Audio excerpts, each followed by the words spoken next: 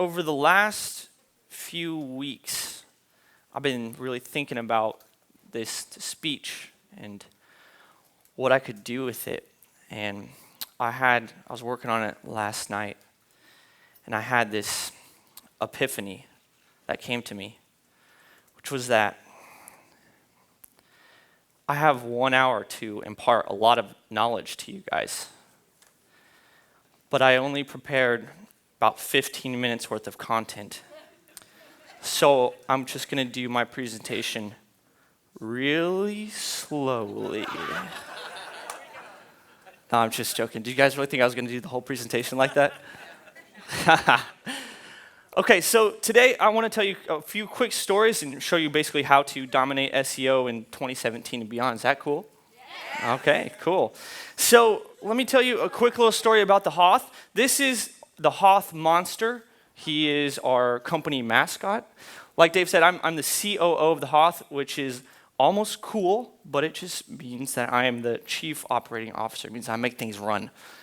And the Hoth started in 2010. And the whole goal, the Hoth it stands for hit 'em over the head, which means when we started our company, like the SEO space was really shady, right? It was people buying links off of forums. You didn't know who actually you were buying things from. So we wanted to totally change that, put a face on it, put a fun character on it, and really make everything a Hoth, make everything a hit over the head, just like an awesome customer experience, whether it's results or whatever.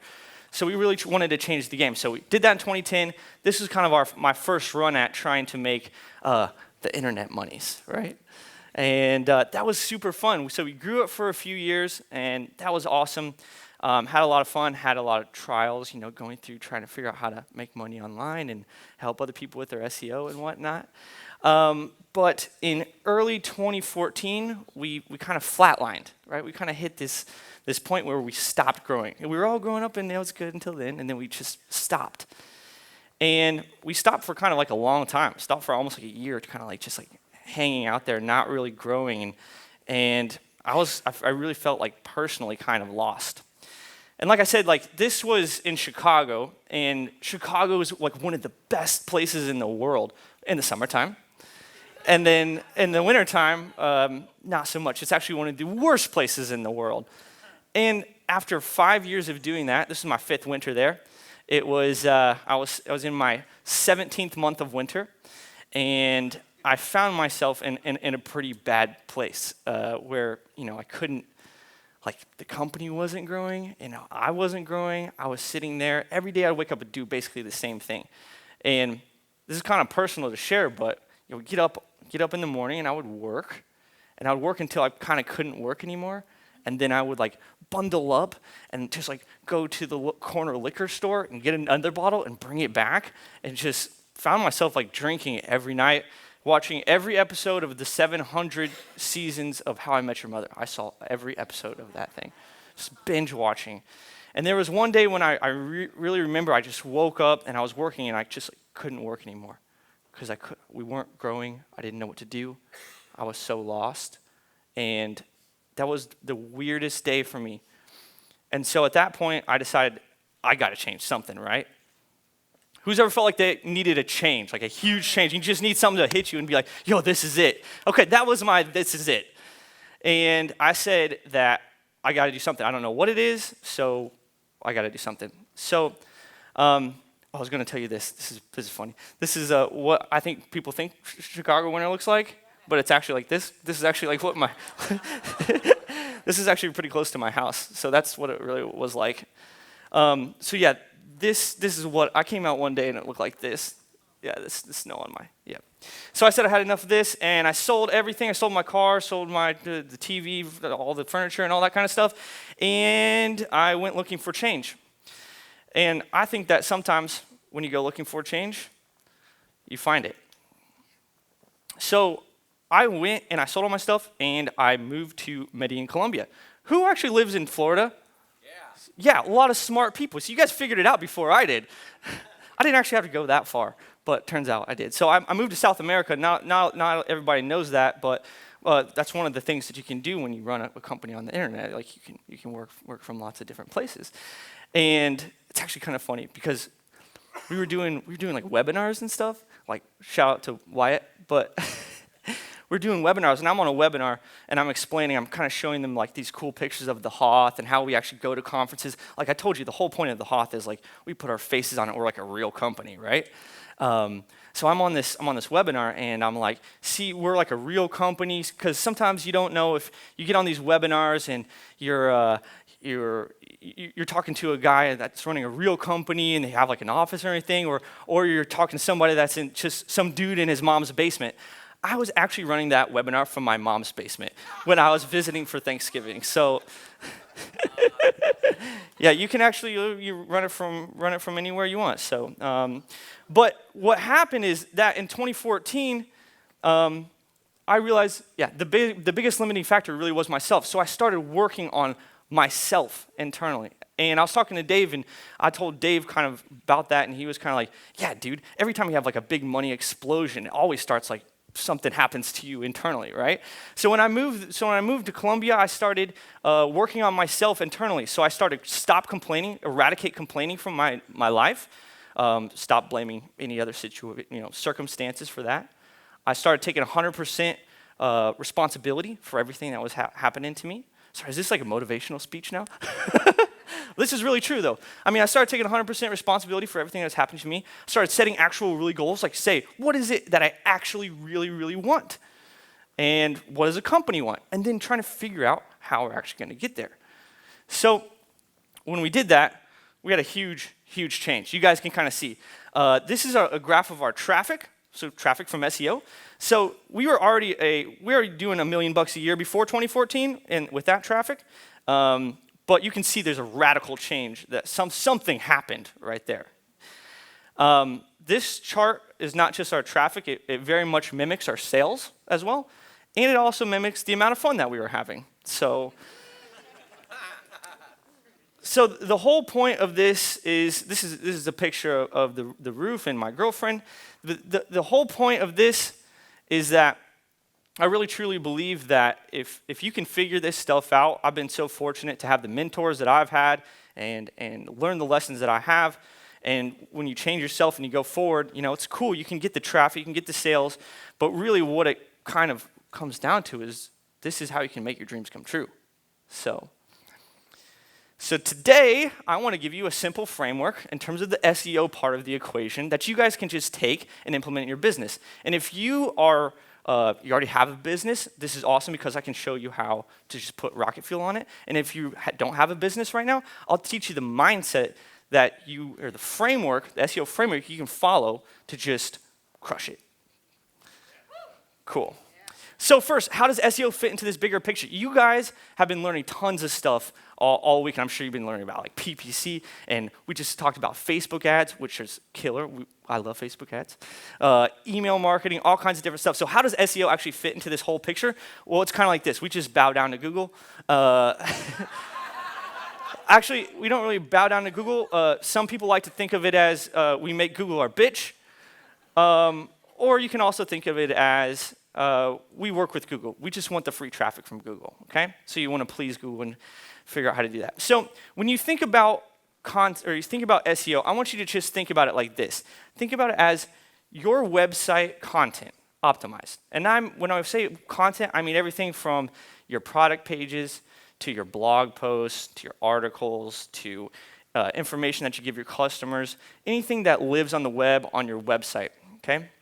And when you put that content on your website, you have the opportunity for Google to come and crawl that, and they can rank your pages in Google. So you can obviously get Google traffic, but also when you create cool content, people want to link to it. You can get referral traffic, meaning that people link to it in their articles, they'll cite you, and people come through their website to your website.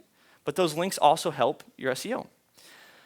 Not only is it just your content that lives on your website, but that content really can go other places too, right? You can send it out to your email list, and that email traffic can come back in. You can put it on your social media profiles, and that can bring more people back to your website. So at the core of it is just cool content that helps your customers, okay? So over the years, a lot has changed in SEO, and some people might think, is SEO dead? How many people have heard that, like SEO is dead? Yeah, yeah. Oh, I bet links don't work anymore or anything like that. Yeah, SEO has really changed. So let me show you where the old school was and now where it's going. So the old school SEO is kind of like this. It's people talking about keywords, just only thinking about products, only thinking about links and rankings. So the kind of old school mindset is, I sell bicycles, so I have to rank for bicycles, and that's it. If I only rank for bicycles, like that's the only thing that I want. That's like the old school mindset. The new, and this is kind of like an example like for us. This is an example of your direct keywords. I like to make this analogy of the SEO iceberg. Your direct keywords are things like, we sell SEO services, so it's like guest post packages and link building services, local SEO packages. So those are the things that we actually sell, and it's cool if we rank for those, and we do rank for those things. But there's a whole lot more to it. So the new SEO is taking into account the entire customer journey, thinking about topics instead of keywords, thinking about helping the user, and thinking about traffic instead of rankings. So imagine if you had a store. The old school way is just like a bunch of products on the shelves, and you hope that a customer comes in and picks one out. The new school SEO is greeting them at the door, taking them by the hand, answering all their questions, helping them out with all their problems, and then leading them to a purchase. So when you're able to do that, you have a whole world, a whole hidden iceberg of keywords that you can target. Now we're not just targeting the guest post packages or local SEO. We're trying to answer all of our customers' questions, every question that you have before you actually purchase. So we have a whole ton more keywords we can target that are way less competition, that involve way more traffic. So the evolution of SEO, really if you kind of boil it down, is this, which is Google wants, you like that picture? Yeah. See, you gotta throw see, I know marketing. See, I throw kitty cats in my presentation, right? Yeah, So at the end of the day, what Google wants is that when a user comes in, they have a question or they have something they want to find out some information about, they type that in. They want to serve up the first result. That first result needs to answer the question of whatever query came in, right? So you need to explain that in depth, that you want your content to be long and in depth so that it fully answers that user query. So the way to do that is become the ultimate authority in your niche. Just build out your website so that you answer all the questions for the customer journey. Does that make sense? Yes. Cool. All right, so I'm going to give you a 3 easy steps. It's basically a simple formula that you can just kind of copy and paste into your business, into whatever you're doing online, to have this kind of framework of understanding how you can crush it, okay? So the first thing that you want to do is you want to define your perfect customer. It never starts with a product or anything like that. All marketing always starts with who do I want? Who do I want to come through that door? Okay? So you can start asking a bunch of questions. Who is that perfect person? Okay? A lot of businesses have multiple types of customers. You have some types of customers that are really awesome and very easy, and they give you lots of money, and they don't ask for anything else, and that's awesome, right? And then sometimes you have these pain in the ass customers where they don't have any money, and they ask you a bazillion questions, and they want you to do all this extra stuff. Who's ever had a pain in the ass customer before? Yes, I know, right? Okay, so do you see if we just focus on start from the beginning, who do we actually want to come through that door? And we create everything for them, that can totally change our whole business, right? Okay, so we start with our perfect customer, and you start thinking about how can you help them. Now, let me ask you a question. If you're selling something, do you guys ever hear the same questions every day? Yeah? Like you get on the phone. This is what happened to us. So I would answer support tickets at the time, and I would just see the same questions come in like every day. And then the same thing would happen on the phone. I would see Greg over there. He would just be calling, and he'd be answering the same questions every day. And I was like, dude, there's got to be like a better way to do this, right? There's a bazillion topics that we can cover as opposed to just what we originally thought, just our products, okay? So do you guys see how many more topics there are to rank for if you guys thought about it like that way, right? Okay, cool. So the second thing that you got to do is you got to create that content that helps and sells, okay? So all those questions that you are getting, that you're answering every day on the phone or through your support tickets or whatever, you can actually just turn those into articles, right? Whatever they're asking, they just turn it into an article. So for instance, in the customer journey from us, some people come through the door here, and then they would have all these things that prevent them from buying, which for us, it's something like this. So people get on the phone and they go, yeah, but what should my strategy be this year? Boom, I got an article. It's the 2017 SEO strategy. People are like, yeah, what about how do I stay safe and make sure that I don't like get dinged from Google? I'm like, how to stay safe in SEO? Boom, article. People are like, I don't know, I can't place an order yet because I don't know how to do keyword research. Boom, here's how to do keyword research, right? So any of these things that prevent people from buying, we just create cool, helpful content about it, okay? And then you optimize them for SEO. So one of our target audiences is an SEO agency. A lot of people resell our services. We're kind of like the white label vendor. So people ask, how can I get more SEO leads? We wrote an article called 10 Incredible Ways I Get Thousands of SEO Leads.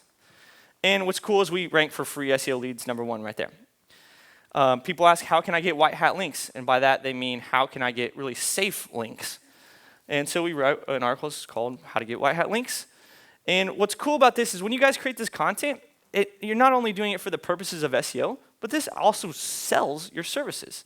So for instance, this white hat links thing, this has a little bit of industry lingo in it, but the whole point of this article is to sell a service called guest posts. And what we do is we go through this entire article, it's a process to get this type of link. Basically, you reach out to other industry blogs, create a relationship with them, create a cool piece of content that's going to go on their website, which actually has a link back to your website in it. It's a pretty cool process. So we go through the whole thing and how to do it. But at the end, we just say, as you can see, this is quite a bit of work. You can use this post as a template to get these types of links yourself, or you can go out and use our newest service, Hoth Guest Post, right? So not only are we providing value and training, and we're also ranking for a bunch of keywords, but this type of content actually sells our services at the same time, okay? And then we also rank for stuff like that, how to get white hat links on page 1. So do you guys see how this is going to lead to more money down the road if you guys create this helpful content, right? Okay, cool. And the third thing that you got to do is you got to promote that content. You can't just put it on your website and hope that somebody's going to come. But actually, if you create helpful stuff, it's really easy to promote. So you can just put it everywhere, you know? You can take it, put it on your Facebook page. You can put it on your Twitter. You can go to forums, like someone talked about forums earlier. You can find industry forums where people are asking those questions. And now that you've created this how-to content, it's very easy to just drop a link in there. So you can also push it out to your email list. Every time you come out with a new helpful article, bam, hits your email list. We can even send like value-driven emails that don't sell anything to our email list, and people will come back to our website, they'll read the article, and they end up buying something, even if just because they're on the website. You can do interlinking through your old posts, anywhere you have traffic, run paid traffic. We run a ton of paid traffic to our content. You can do guest posting, just like I said, and to link back to your content. So you got to promote that content, and when you do, then you can have the traffic explosion. So do you guys see how you can easily multiply the value of creating that content? It doesn't just live on your blog. You can put it everywhere, but you have to have that content first. Does that make sense? Cool. So my conclusion is basically this. You just got to follow these 3 steps. You got to define your perfect customer. If you do that, that will limit the amount of people that are coming through the door, so that they're your perfect target customer instead of all the really bad customers, okay? And then you can create everything for them. You understand the entire customer journey. What questions do they ask? What prevents them from buying? And create that content. Optimize that for search, and then you got to promote that content. And when you do that, that's how you can really, really multiply your traffic, okay? Cool. And that's all I have for you guys today. But I would like to invite you to check this out. We put together a list of the best 50-plus SEO tools. So if you have a phone and you want to just get that list, it's a pretty cool document. And I wanted to point this out as well. As this whole presentation, I'm trying to show you how we take our perfect target customer and we lead them through all the way to a purchase.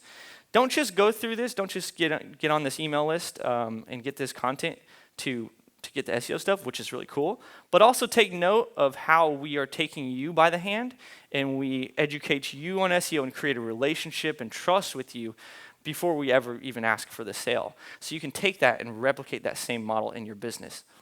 Cool. That's all I got.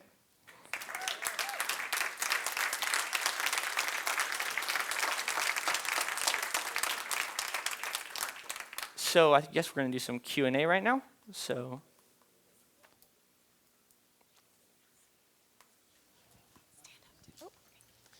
So yes, one of my biggest questions, especially getting to listen to all these amazing speakers, yourself included, thanks.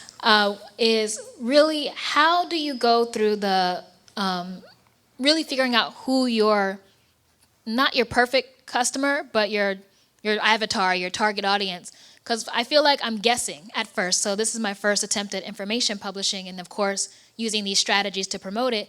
But I feel like, how do you really figure that out when you're first getting started? That's a really good question. I have to think about it. I guess you can start off, you can do some assumptions, right? Like sometimes you're like, well, this is the type of customer that I want to target, and maybe that person has money, or maybe they're more educated. So for instance, there's a book here, which everyone should get. It's called .com Secrets from Russell Brunson. And in that book, he talks about how he went through a change to try to define his perfect target customer. He said that back in the day, he used to target everybody, right? He would just be like, hey, would you like to learn internet marketing? Or would you like to learn how to make money on the internet? That's a pretty large audience. And then he changed, he would offer like a lead magnet, like, hey, do you want to learn? Okay, come into my funnel. Then he changed that to 108 split test winners, okay? Split testing, what is that, right? That's a much more advanced concept. So when he baited them in, it was totally different. So he attracted a totally different audience, okay? So I guess after time, you'll just have to think about who you want to come through that funnel, whether they're more educated, whether they have more money. So the trial and error. Yeah. Sorry, I don't think I had a great answer for that. Okay, who else got another question? Nobody?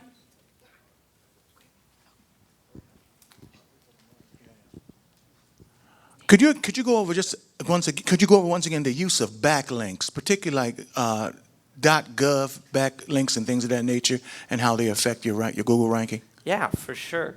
Well, for the purposes of this presentation, the rabbit hole goes really deep with SEO, right? So I wanted to give you a framework for how to go forward. The future of SEO really is creating that content, and I think it's going to, in the future, much less rely on backlinks. Google is basically getting way better at understanding how deep topics are and the natural language search. However, with that said, good thing we look at the data and I don't follow the bullshit.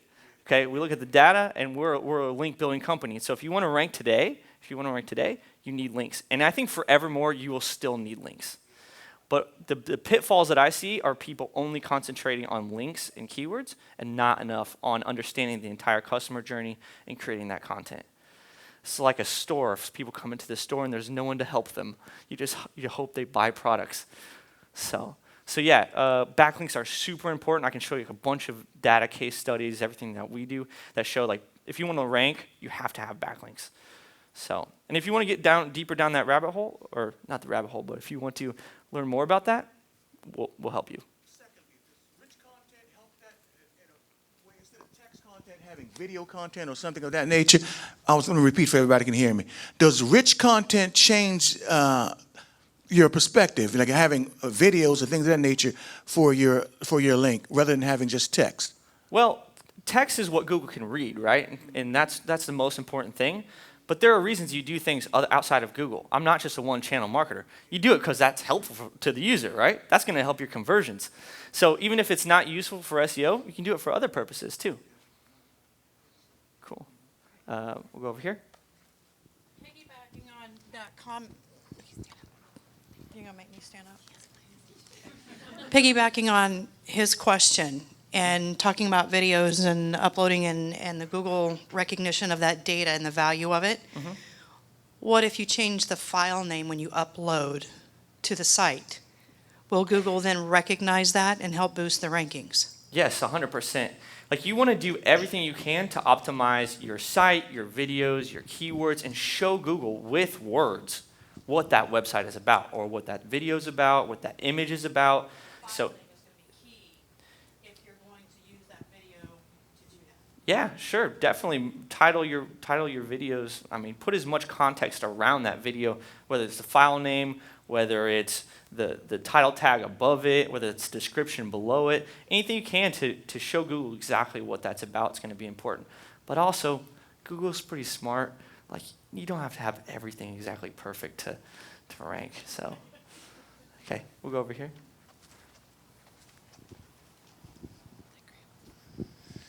Is there any merit in using sites like Bingler still, to boost posts and things? I'm not sure if I'm familiar with Bingler.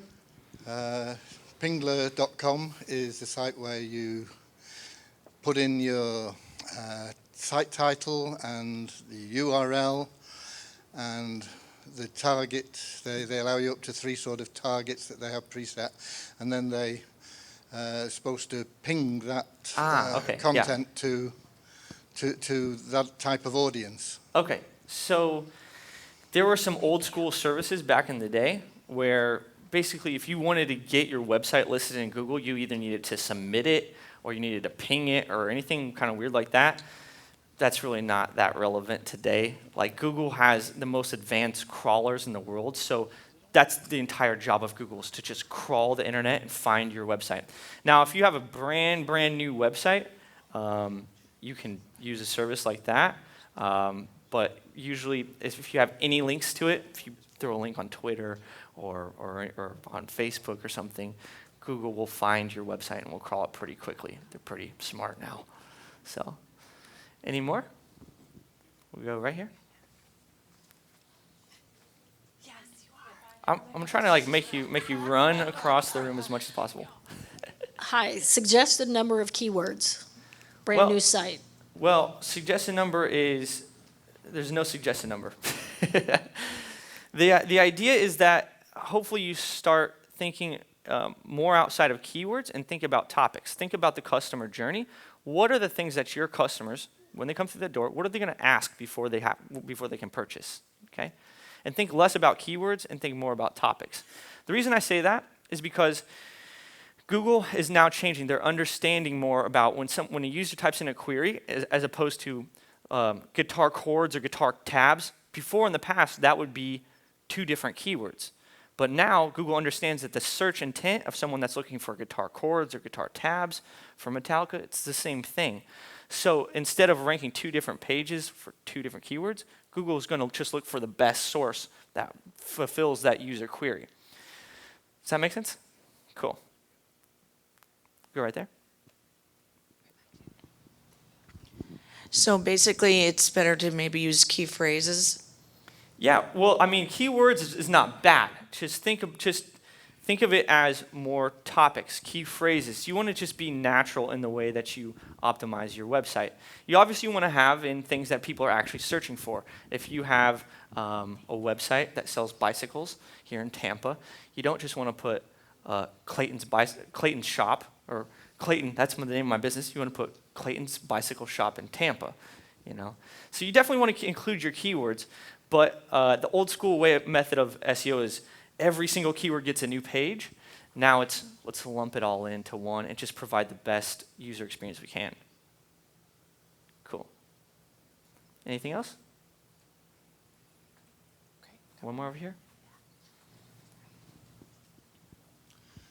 Do you consider this to be an old school technology? I mean, for example, syndication of content, where folks will use a single post, then use automation tools to be able to syndicate that information across different, say, for example, social media properties, for the sole intent of obviously getting more real estate into the internet and therefore get more traffic.